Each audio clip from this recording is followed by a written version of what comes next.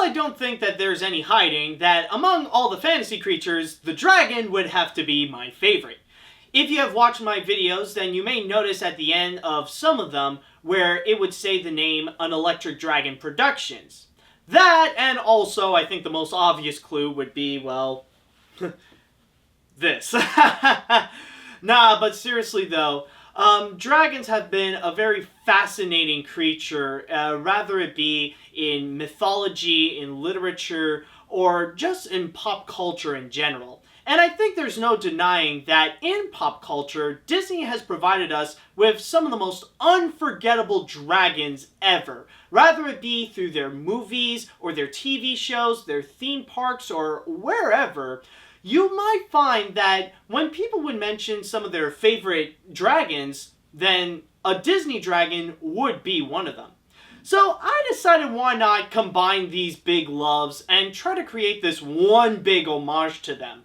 But not only that, I'm not going to go ahead and do like a big entire dragon collage. That would take like freaking forever. I decided to go ahead and try to narrow down 5 of the best dragons that Disney has ever created. Not only some of the best, but also some of the most unforgettable. The ones that made the biggest impact in pop culture. So, with all that said and done, I decided to go ahead and bring out my artistic skills. And with all that said, let's go ahead and make some dragons! I'll start this off by saying that I'll be going into chronological order by when they were first revealed. But if I would rank them by the best, then the first one here would easily be at number 1. The Maleficent Dragon was always known to be one of the most iconic dragons in cinema history, especially during the epic battle against Prince Philip in Sleeping Beauty. The popularity of the dragon also got a big help from being viewed as the ultimate form of who was already known as Disney's greatest villain. In a way, Disney would often use the dragon as their physical interpretation of the greatest evil, which is why we also see her battle in other forms of media like in Kingdom Hearts and Fantasmic. When it comes to drawing her, she is one of the more complex dragons to draw, mostly because of the movie's medieval-inspired art style, giving her more angular lines. This is especially prominent in the head, where more details are featured. One unique obstacle that this dragon has is that it's mostly black, so that means black outlines would be an issue here.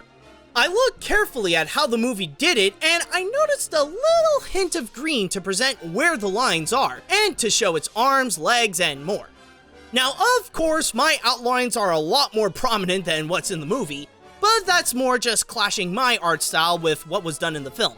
My job is to find the perfect middle of the two. Now let's move ahead a few years later where we will find the next dragon in the form of Mad Madam Mim from The Sword in the Stone. Say what you will about the movie, personally I find it to be one of Disney's weaker films, but the wizard's duel scene is absolutely amazing. In fact, many would even say that it's some of the best animation crafted by Walt's 9 Old Men. The beauty of the scene would come from all the different transformations where Merlin and Mim turned themselves into different animals, while still retaining some of their physical characteristics to know who is who. The last one that Mim transforms into is a big purple dragon in order to attempt to deal the final blow on Merlin. For the most part, she is a rather easy dragon to draw, since what sets her apart is just her crazy eyes and the messed up hair. Speaking of the latter, the one not easy thing to figure out was what to do with the hair, since the movie was made when the Xerox process made it so that the animator's drawings would be presented on screen without any middlewoman putting them onto cells for the final picture. I decided to keep it simple by giving it erratic lines to show her madness, but close off the gaps to give it a wild and sharp look. Our next dragon will be a toon in a live-action world, but not fully in a Roger Rabbit sense. In other words, let's talk about Elliot from Pete's Dragon. As fans might know, the 1970s were a dark period for the Disney company, especially when most of the films released were more focused on trying to think what would Walt have done than to actually be its own movie. However, among that lineup of weird and corny features, Pete's Dragon seemed to stood out among the crowd to become an icon in its own right. not just because it would gain a cult following and a 2016 remake, but also being the theme of one of, if not the most popular float in the Main Street Electrical Parade. In terms of its design, Elliot is more unique, where he distances himself from the other dragons with a friendlier approach. You can even tell in his face where it resembles more a cow than something that would be more reptilian, with a wider snout and a bigger chin. However, one thing he's got is actually more detail, where the elements of his body have a lot more depth and dimensions, like his spines or his flaps that go from his neck down to his tail. He's a little more complex, but still a fun dragon to draw. Oh, the next one's my favorite! 2 tiny wings, eyes big and yellow, horns of a steer, but a lovable fellow. From head to tail, he's royal purple pigment, and there, voila! You got a figment of imagination. Known as one of the few memorable characters that originated from a theme park ride, Figment made quite a reputation of himself to become the mascot of Epcot. In fact, the ride that he came from, Journey into Imagination, has a huge fan base and is known to be one of the most missed attractions no longer at the Disney parks. The love for him was so big that he even made a comeback in Journey into Imagination with Figment. Sure, he's a little more annoying with his new, shall we say, gonzo interpretation, but at least it's a step up from that disastrous attempt of what used to be there for a few years.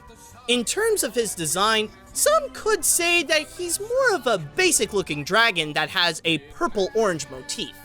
While nothing is really out of the ordinary with his looks, the true charm of Figment is his lovable personality.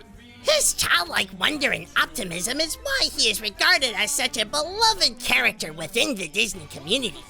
Oh, and did I forget to mention that I love doing his voice? And last but certainly not least is everyone's favorite guardian spirit, Mushu. Throughout the Disney Renaissance, one popular element that each movie would feature is a show-stealing comic relief, thanks to the groundbreaking performance of the genie from Aladdin and Timon and Pumbaa from The Lion King. In the second half of the 1990s, many would try to get up to the ranks of the genie and Timon and Pumbaa, but wouldn't fully achieve it.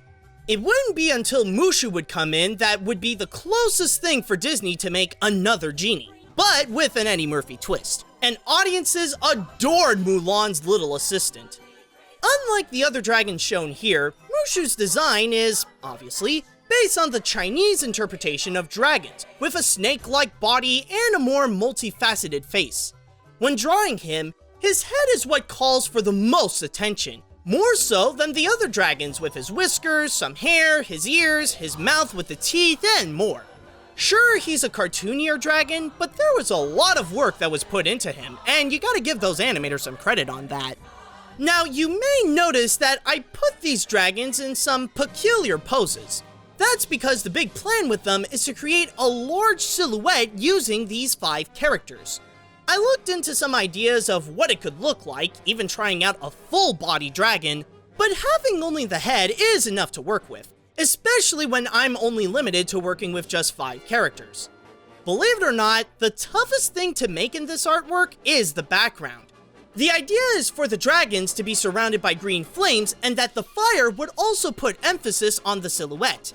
This took me many tries to find something that could look effective. In fact, what you see here isn't even half of the time I spent figuring out how to execute the flames. But then I chose to add layer upon layer to see if something right can come out of it. But thankfully, after several touch-ups and minor changes to the characters to have it look more like a complete image where they are aware of one another, I think I managed to pull off a tribute worthy enough for the Disney Dragons.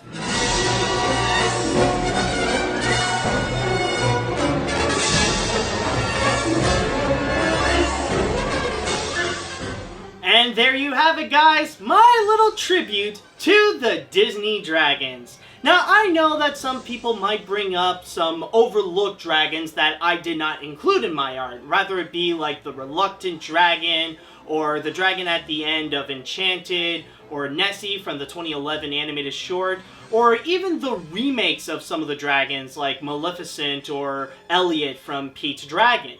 There are plenty of other dragons that Disney has done, and, you know, it would actually be an interesting discussion, you know? how about if you guys would mention to me what are your favorite dragons? It doesn't necessarily have to be from Disney, but what are your favorite dragons from pop culture? So, with all that said, and while you are thinking and discussing about that, I just want to say thank you guys so much for watching, and until next time, see you later, dudes!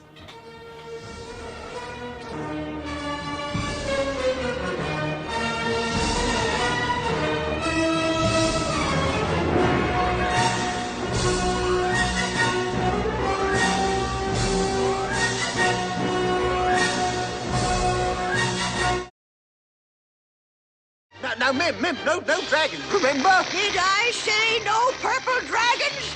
Did I?